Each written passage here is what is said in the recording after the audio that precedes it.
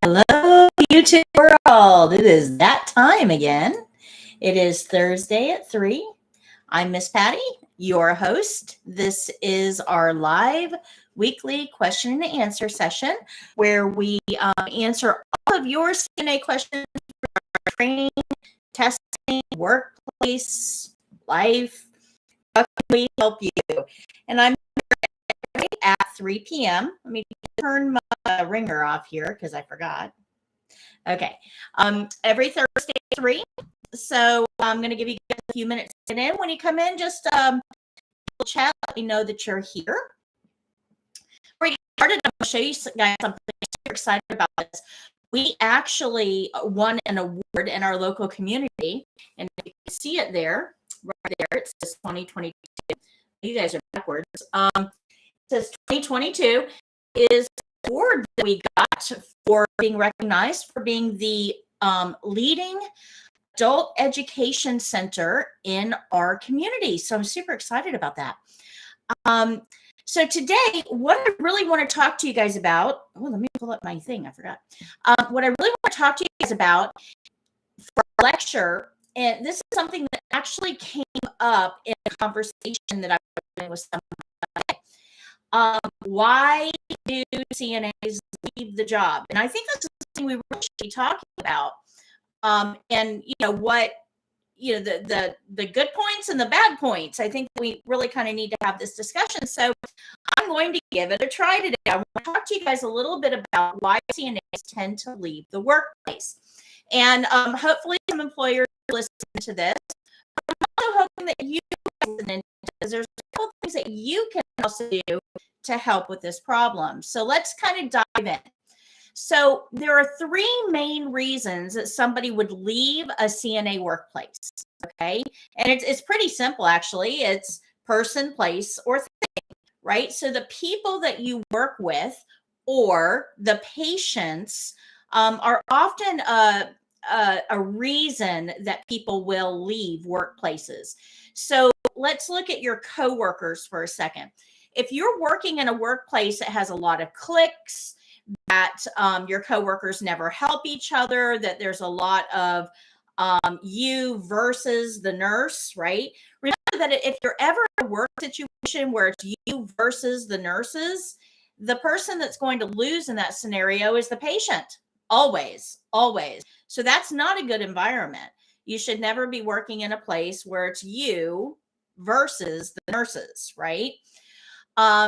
So coworkers can definitely make you want to leave a job, hands down. That's probably the most common reason that people leave.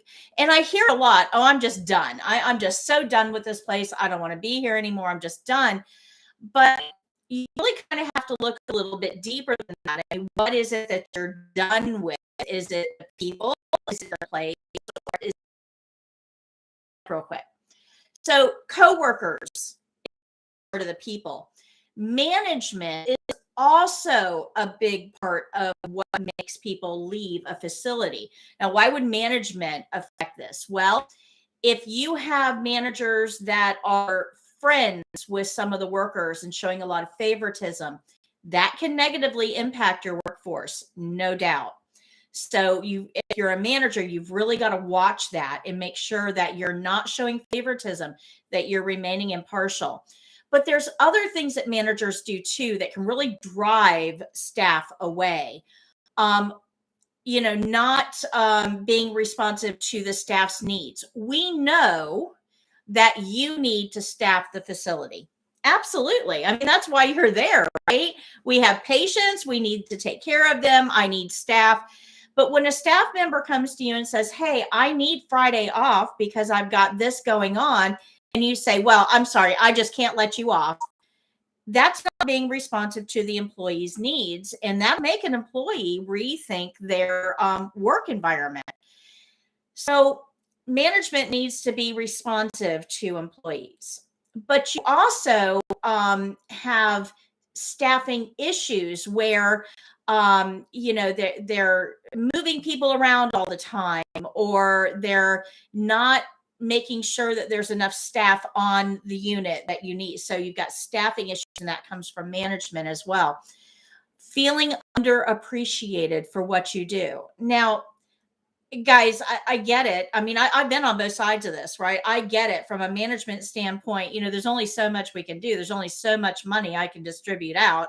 I know you'd like to see bigger paychecks, and that's how you want to feel appreciated. There's not much I can do about that. But other things like saying thank you to your employees when they pick up an extra shift, a birthday card on birthdays, just some sort of recognition, little things that make your employees feel appreciated. But that also includes being responsive, right? Being a listening ear, taking what they're saying very seriously, right? So people, whether it's the patients that you're caring for, your coworkers that you're working with, or the management team that you're working for, that's usually the number one reason that people will leave a facility. Now, place could be another one. Place may be simply that your work is just way too far away, and with the price of gas coming up and going up like crazy, and the time it takes, and so when we're evaluating these work opportunities, we have to think about how that might ultimately impact our decision to keep working at that facility. So if you get a job offer that they're going to pay you $5 an hour more to work, but it's an hour and a half away, that may seem like an okay thing to begin with. Yeah, I can drive an hour and a half. It's not that big of a deal. I'll just listen to music or whatever. But you have to think, how long am I going to be able to keep that up? Or maybe you decide to take a travel assignment and it's 13 weeks and you thought, well, it's worth it because they're paying me well. But about 3 weeks in, you realize that, oh my gosh, I'm missing my kids, or I'm missing my spouse, or I'm missing my pets, and I just don't want to do this anymore. So you have to evaluate the place that you're going to work. So it's kind of a little bit of your responsibility in that too. But a place can also cause you to leave it by maybe being run down. You don't have enough supplies to take care of your patient. It smells bad. It's in a bad part of town. Those types of things can absolutely can influence your decision to stay in that position. So people, number one, place, number two, and then you get to things. Now, this is not something that most people think about as a reason to leave a facility. Usually it's people, followed closely by place. Then you've got things, and things can be things like there's no ability to advance in your position. You're kind of stuck. There's no upward mobility, right? But it can also be the things they're asking you to do. So, this is a great example. This came up in my class this week. We had an employee there that was hired as a hospitality aide at a local rehab center. Now, she didn't have her CNA, so she could not do any patient care, nothing hands-on. She could answer call lights and find out if there's any emergencies. She can pass water. She can make unoccupied beds, those types of things where she's not actively working with patients hands-on. Well, her supervisor did not understand her job description and was having her do other things that she wasn't hired to do. And she told the supervisor, hey, this isn't in my job description. I'm not certified. I'm not supposed to be doing that. And, she's basically told, you're going to do it. And, to the point that they actually retaliated against her the next shift because she stood up and said, I'm sorry, I'm not certified for this. It's not in my job description. And they retaliated. So the things that you're asked to do, if they go against your job description, or if you feel that they're asking you to do things that's actively putting your patients at risk, those are things that would promote you to leave that facility. Okay. So when you're leaving a facility, it's usually due to person, place, or thing. There's other reasons as well. I mean, things going on in your own life that can influence this. You have a sick parent or a sick child or daycare issues or transportation issues. There's a lot of external things that can affect your ability to keep working. But if it's in the facility itself, it's usually due to one of these three things. So I want to talk to you now that we know what the problems are. I want to talk to you about ways that we can influence these problems, good and bad. So if you're going to leave a facility, you really should be very honest with them and tell them exactly why you're leaving the facility. If it's because there's cliques in one another and the nurses are showing favoritism and it's a hostile work environment, management needs to know that, because nothing's going to change unless something changes. And if they don't know there's a problem, they can't fix the problem. So you need to be brutally honest with your upper management when you leave a place. You know, most places have an exit interview with human resources. Now, I'm a very non-confrontational person. I just don't like confrontation, and I'm the one that just won't say anything. I'll just turn in my resignation and say, yeah, I got a better offer or whatever, and I'll leave. But that never helped the facility that I was leaving improve, which means I'm leaving all of those coworkers with no hope of help on the horizon. And that's not really fair. So even though I'm non-confrontational, it is a good idea to tell them, hey, listen, I don't like this place, and that's why I'm leaving, and this is why. And you really do need to take concrete reasons in as to why you're leaving to help them improve.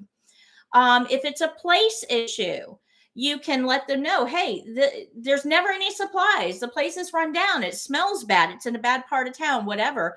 But if they're not aware of how their facility is perceived, there's no way to improve it. Things are usually harder to address because having no upward mobility, no opportunity for advancement, they may not be able to fix that. Having no supplies, they may not be able to fix that either. Things like your personal situations, they can't fix that. They might be able to arrange your work schedule a little bit. Unsafe staffing, they can't necessarily fix that. But that's really where I wanted to come to, because right now we have a tremendous amount of CNAs out there that are leaving the workforce. They're leaving where they work. And this is having a huge impact on the patients as well as the facilities. Because when we go to work, especially in long-term care, we get to know those patients. We know who's a slow feed. We know who takes 15 minutes to brush their teeth. We know who's depressed. We know who has to go to the bathroom at 10:15 on the dot. We know these things because we know our patients inside and outside. Well, when you leave that facility, it's going to take them a lot of money to recruit and retrain another person to take your place. And that person isn't going to know your patients. So ultimately, it's going to cost your facility money, and it's going to have a negative impact on your patients because the people that are there simply don't know them. And it's not like you can take one patient and just plug them into another spot. They're not interchangeable. Every patient is unique and totally different. And if your patients are sitting in a facility and nobody knows them and nobody knows what makes them unique, they're not going to get their needs met. And they're paying a lot of money for that place. So you can end up with facilities that have very negative impressions in the community because the staff turnover is just so high and nobody really knows the patients. So having transient staff, people in and out, coming into the job and then leaving the job, is no good for the facility. It's no good for the patients. And it really is no good for you either, because everywhere you go, you're the new kid, and it takes you time to learn your patients, and it takes you time to build a team with your coworkers. And, it's just like middle school. We never, ever left middle school, guys. I know that you think you didn't leave middle school. Every place you go, everywhere you go, there's going to be a breaking in period. Just like when you're the new kid at a school, you're scared to death. You're going in. Are they going to like me? Are they going to accept me? And all the people that are already there are like, who's the new kid? And it takes them a while to get to know you and to include you and for you to make friends. Well, workplaces are just like that. So when you're the new kid coming in, it's really hard to develop the workplace team mentality. And you really do need a team to effectively take care of patients. So when we're leaving these workplaces, it's detrimental to everybody involved. Now, I understand that you're probably leaving to get more money because somewhere down the road is offering more money. Instead of just leaving, my challenge to you is go to your supervisor and say, listen, there's another place that's offering more money. I interviewed and they offered me the position, and this is what they're willing to pay me. And I really don't want to leave my facility or my patients, but I need to do what's best for my family. If you can match this, then I'm willing to stay. And ultimately, it may be more beneficial to your facility to match whatever the other facility is offering so that they retain that staff that's already trained. But if you're making an outlandish request, like I want $26 an hour or I'm out the door, and they can hire somebody else for $14 an hour, they're going to hire the cheaper person. That's just economic sense. I saw a meme on Facebook this week that just made me chuckle. The boss says, I pay you just enough that you don't quit. And the employee says, I work just enough that you don't fire me. And that really kind of is the mentality, right? That the boss is trying to get you as cheap as possible and you're trying to do as little work as possible. So that really is kind of the mentality out there. But sometimes if you go to your supervisor and you say, hey, listen, this is what's up. I'm being very honest with you. Sometimes they're willing to work with you or maybe meet you halfway in the middle or something like that. But you need to not just like jump ship without really thinking about the consequences of that to your teammates, to the patients, but ultimately to yourself as well, and being able to build that good work environment. You also have an obligation to not be cliquish.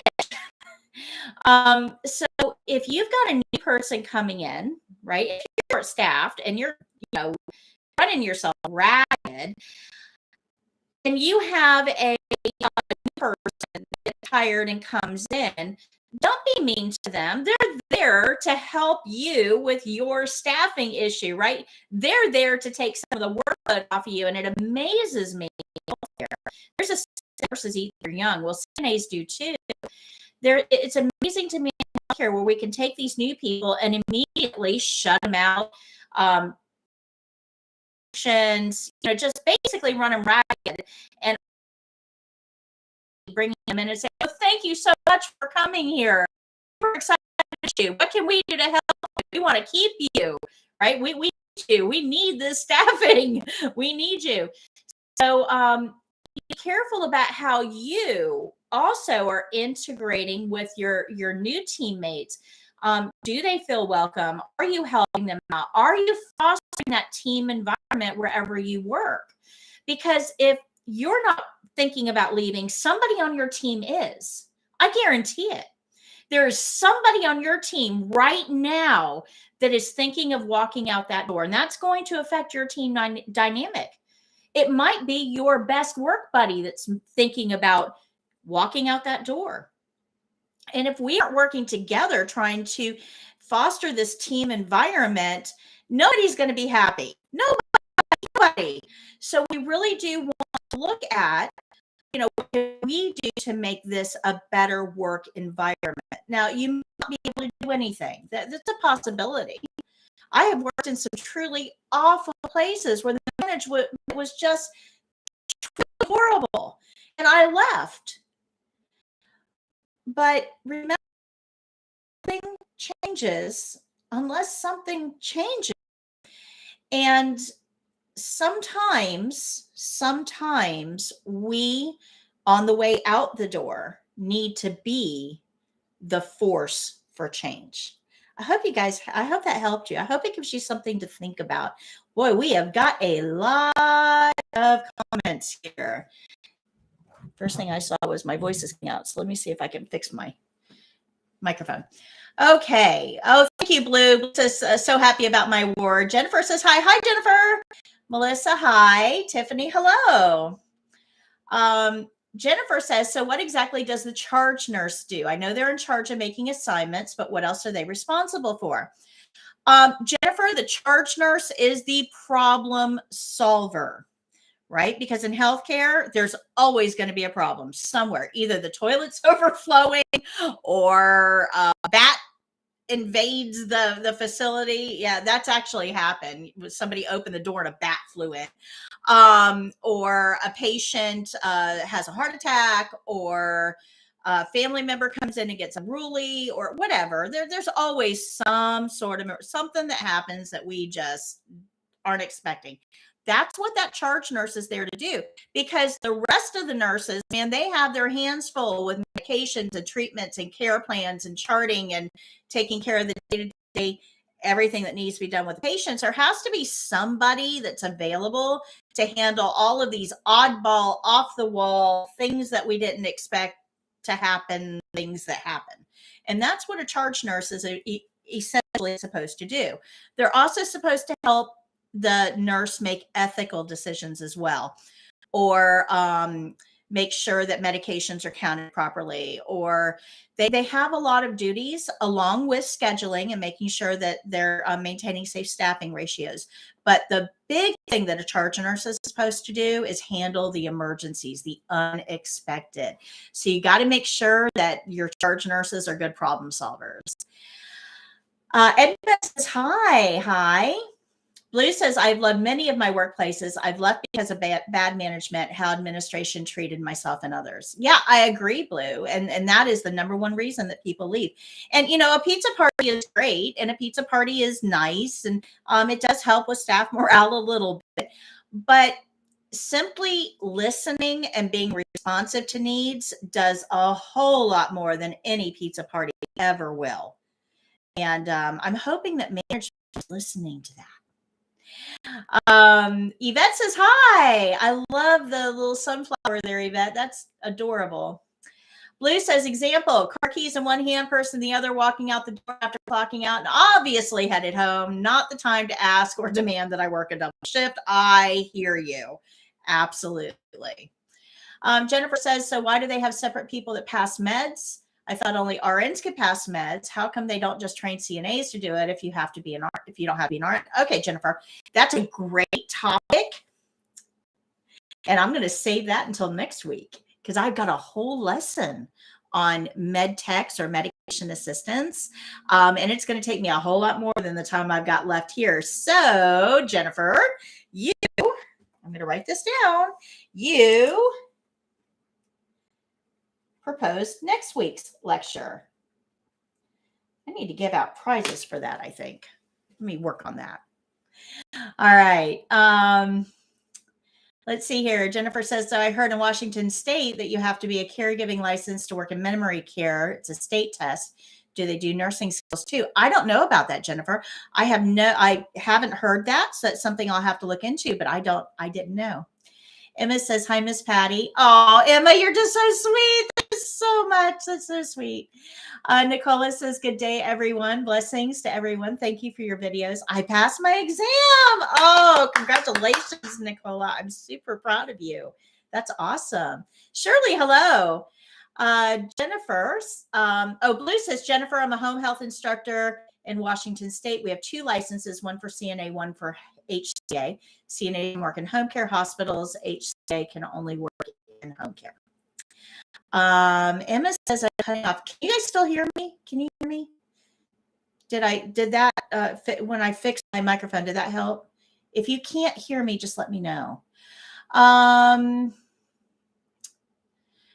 Blue says, never heard of a memory care specific license, but then again, I work in a home care agency doing HR. Okay, good. Thank you, Emma. Letitia says, hello, Miss Patty. I love your videos. Thank you for helping us. Oh, thank you, Letitia. Thanks for tuning in. Blue says, Miss Patty, love your books. I teach the 80-hour home care class at the agency I work for. I'm trying to sweet talk my employer and letting me buy the book from you. Oh, thank you. I appreciate that, Blue. Get in touch with me. You can email me foryourcna@gmail.com. It's the number 4. yourcna@gmail.com. If you email me, I'll send over the information. We do have a discount for bulk orders. Emma says, yes, this is absolutely true. I'm going through this right now. Oh, Emma, I'm so sorry to hear that you're having some difficulties at work, but I hope that this kind of helps you be a little introspective about identifying what exactly the problem is and figuring out if there's anything you can do maybe to help solve that problem rather than having to leave.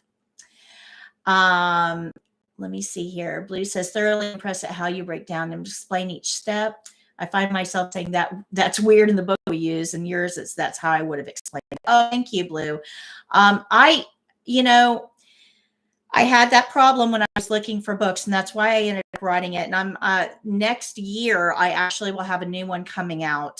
But I teach the way that I would want to be taught. For me, I'm the type of person that has to know the why. If you tell me I need you to take this and file nails just toward the center. That's it. That's what I want you to do. My next question is going to be why? Why can't I do this? This is what I do for myself every day. Why can't I do this? So I need the why. And I think a lot of you out there are like that too. You need the why. And the why is what makes it make sense to you so that you remember it. And that's why I teach the way I do. By the way, the reason that you go toward the center on the nails is because as we get older, our nails become very brittle. And in fact, I don't know if you guys can see it. I don't know, but it's going to be all blurry. But this nail actually split right here, and it's going to fall off. And it's because I'm getting older, guys. Isn't that horrible? But if you go back and forth rapidly over the nail, it pulls at one side and pushes it to the other. And when the nails are brittle, that shearing force of pulling one side and the other, it splits it right down the middle. So that's why we have to file just toward the center. But I think it's important that we know the why, and that's why I wrote the way I do. At D, keep applying at the hospital. I'm a new CNA and hired in the hospital after 3 months of applying to different. Yeah, guys, Tiffany, you are right on the money, man. If you're trying to get into a hospital, apply. And when you're done applying, apply again. You've got to be persistent because those applications that you're submitting do not go to the hospital. Most people don't know this. Those applications do not go to the hospital. They go to a human resources department, usually a hired So a nurse is not reading your application. That they're not. A human resources person is reading your application and they don't know why you're a good fit for that position. So you've got to apply often and make sure that your application matches that job description exactly. If the job description says BLS, don't put CPR on your application. You need to put BLS on your application. Okay. Let's see here. Oh, even Kel says the sound and video is choppy. I'm so sorry, guys. We're having weather here. I'm in Florida. We're having weather, and I'm thinking it's probably affecting my internet. Let's see. Hi, Ida. Hi, Soyeni. All of you guys are having trouble hearing me. I'm so sorry. Let's see here. That's great, Miss Patty. You could talk about that more about staying and leaving jobs. What do you think about the market in Tampa? I want to look at something called StarTech for HCA. Oh, okay. StarTech is part my baby. StarTech with HCAs and HCA hospitals. HCA is the largest hospital group in the country. HCA hospitals use our book and our online program to get people ready for that patient care tech position in the hospital. So if you get into an HCA program, you'll see me screen and on your phone. With them, and I'm super excited. Guys, I don't think I've ever really talked to you about my mission. My mission is to standardize CNA training across the country. That's why I do what I do. I want CNA country to be trained the same way and to have the same ethical values and skill level and understanding of their scope and their role all across the country. And this is like a really big step toward that. So I was really, really excited about that. So if you get a chance, try to get into that HCA Star Tech program. And if you have an application, you can write in that Miss Patty told you about it. All right. And let's see here. Tiffany D says, thank you so much. It makes me feel better. Carissa, oh, you passed. You start work next week. Awesome. Congratulations. Let's see here. Emma says, Miss Patty, if you did a book about the Texas exam, I'm sure I would pass it in a moment. Actually, my book does work for Texas because it's a Prometric state. And in fact, I went out to Texas in October and spoke at a conference of health science instructors in Texas because our resources meet Texas state standards. So our book will help you.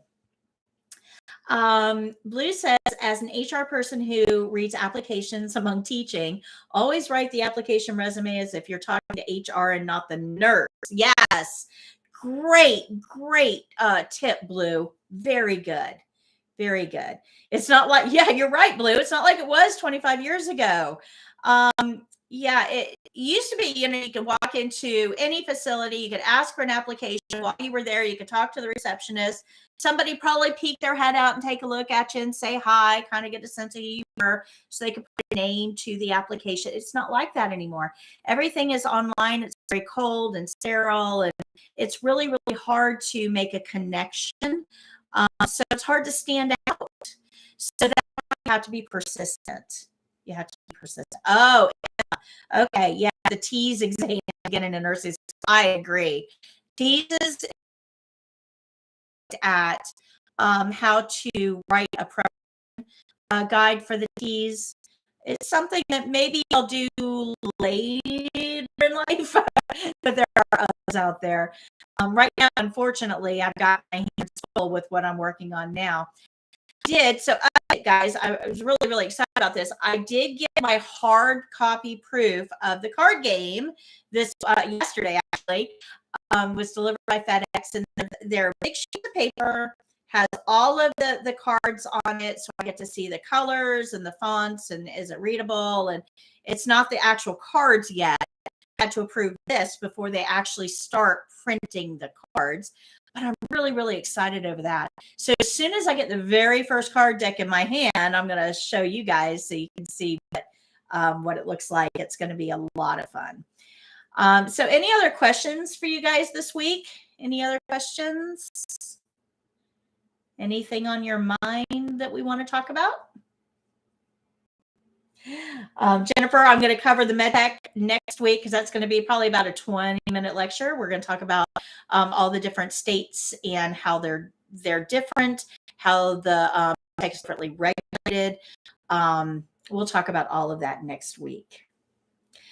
Blue says, question, when state comes in to do a survey on a nursing home, waiting for the rest of the question. Hold on. How do you prepare students for that? Oh, that's a good question, Blue. Jennifer asked, does my book work in Oregon? The book works everywhere, but the care plans in the book are specific to Prometric testing, so they're more focused on Prometric. The book does work everywhere, though, because it's care plan centered. So it will work in Oregon, but the care plans that you'll get testing are going to be a little bit different. So how do I prepare people for the state surveys in nursing homes? So for those of you that don't understand what this is, every 2 years in every facility, JACO, or Joint Commission, JACO, comes in and does a federal survey. So anybody that collects Medicare or Medicaid funds has to go through a JACO survey every 2 years, but they also have to have a state survey every 15 months. So that means that on average, once a year, you've got some sort of a accrediting agency looking over your shoulders. And how do you prepare staff for that? Well, the first thing that I'm going to tell you is that, and it's what you already know, there should be no changes. So the way that you did this on Monday when state wasn't here should be exactly the same way you do it on Tuesday when state is here. There should be no changes. But we all know that that's a perfect world and we don't live there. So what I tell people that are getting ready for that state survey or state exam is that you need to focus on the patient, not the examiner. They are just there. They're kind of like a fly on the wall. Your focus needs to be on that patient, not them. So they're going to be looking at things like, are you protecting their rights? Are you encouraging safety? Are you treating them with respect? Are you maintaining infection control principles, which is really, really big right now? They're really looking at that. They're also going to be looking at charts and things like that and doing a lot of administrative things. But when they're talking to you or asking you questions, remember that everything focuses on that patient. If you can shift your focus off of the examiner or the surveyor onto the patient, it'll be way better, and the facility will get better scores too. But in reality, you really should be doing that every day anyway. So state surveys should not be that big of an intrusion on your time. I hope that kind of helps. Blue says, I was so caught off guard about what I was supposed to do when state showed up. Do your work, do your job, take care of your patients, stay off your phone. In fact, during state surveys, your phone should not even be on your person. Watch out for things like resident rights and safety and infection control and all the stuff we talk about every single week. State exam. That's what they're looking to. Okay. Now 20 years, you're not even phased. Yeah, that's me. State comes in. Okay, that's fine. State comes in. You want me to get you some coffee? He said, it's no big deal. Hamza says, I have difficulty passing the state exam. I want to know what I can do to pass it now.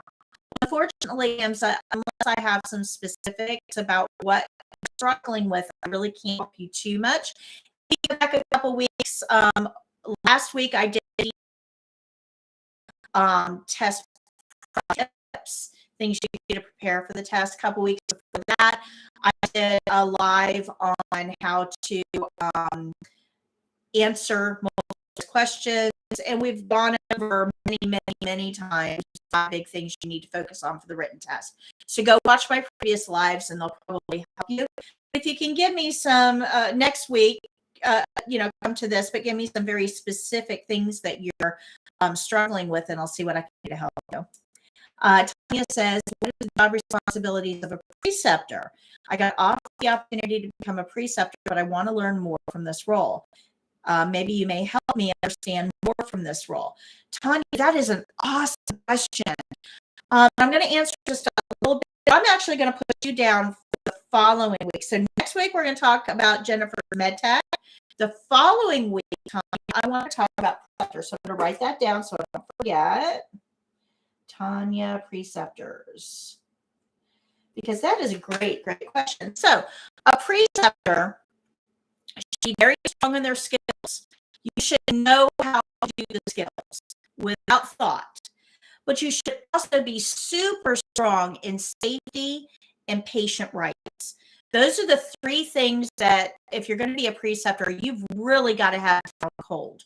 So you have to understand safety and how, because when you're precepting, it's usually somebody that's new, right? They're either new to the industry or they're new to the facility, but either way, they're new. So you've got to make sure that when you're precepting, you're going to show them how things are done. You're going to show them where the time is, where the break room is, where they are. You're going to talk to them about how we do things here. We do vital signs every 4 hours. This is a vital sign cart, whatever. You just show them around. But you're also going to show them how you do skills. So they're going to follow you. They're going to shadow you for a couple. So you got to be okay with having people watch what you do. They're going to shadow you for a couple days. But then you're going to start giving them tasks. And you're going to have to watch them do those tasks. And you've got to be able to see when they're making safety errors, things that could put the patient at risk. You've got to be able to identify those things. You've also got to be able to identify areas of patient rights violations or infection control violations that would put people at risk. So you don't just be strong at your own skills. You've also got to have the ability to correct other people while they're performing these skills without being abrasive. So you don't want to say something like, oh my gosh, where did you get your CNA? That's not how this is. No, we don't want to do that. We're going to scare them off. So a better way to say it is, okay, I understand that's probably the way you were trained, but there's an infection control problem with that.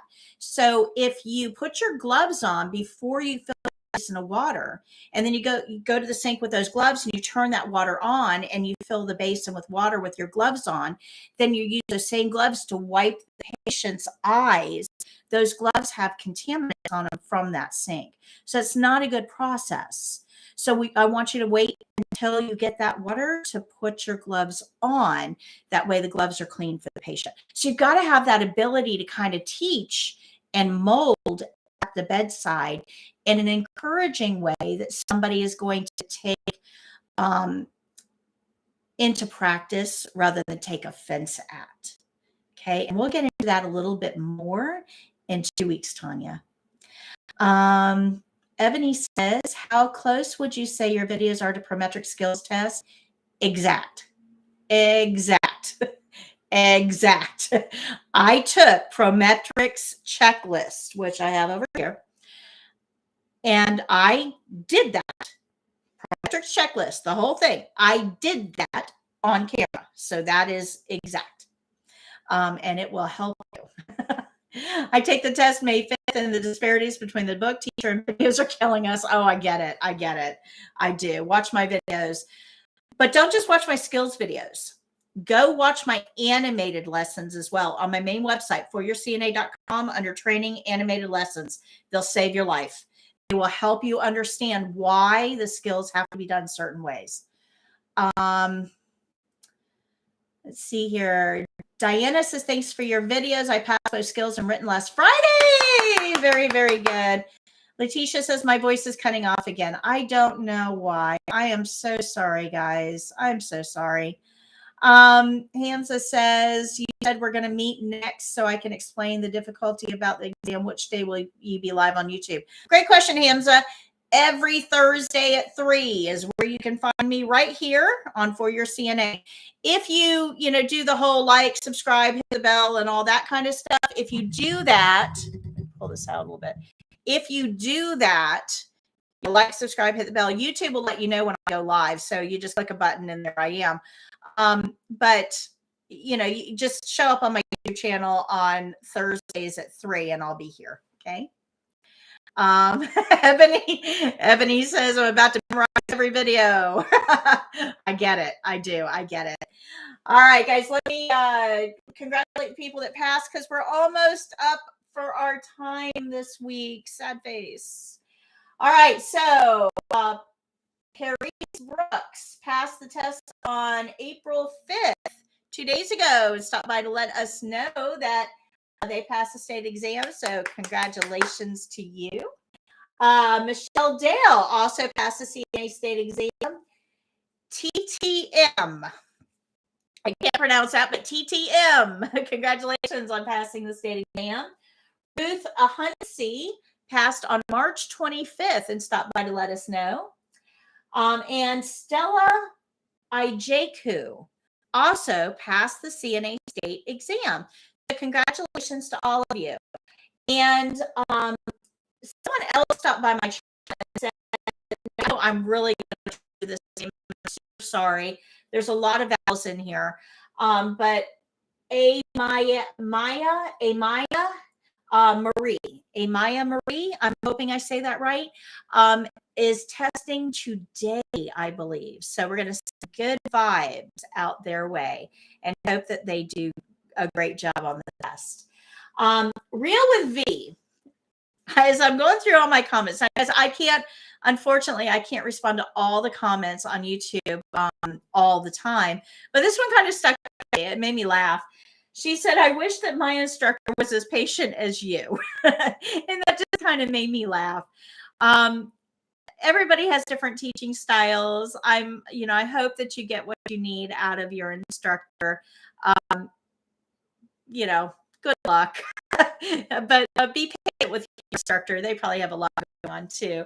But you're always welcome to join us here for our lectures and conversations about what it's like to be a CNA.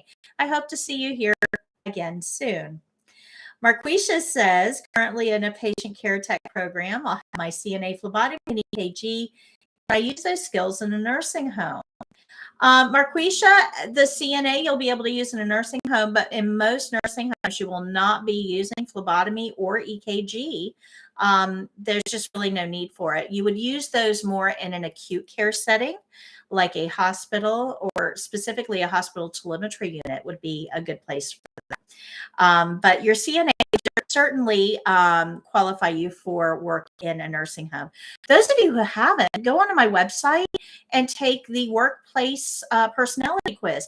It'll help you identify your best workplace for your personality. All right, guys.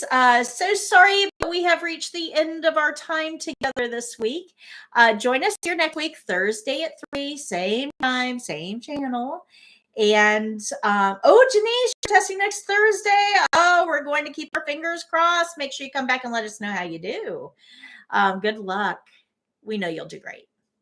All right, guys, I will see you next time. Until next time, happy caregiving.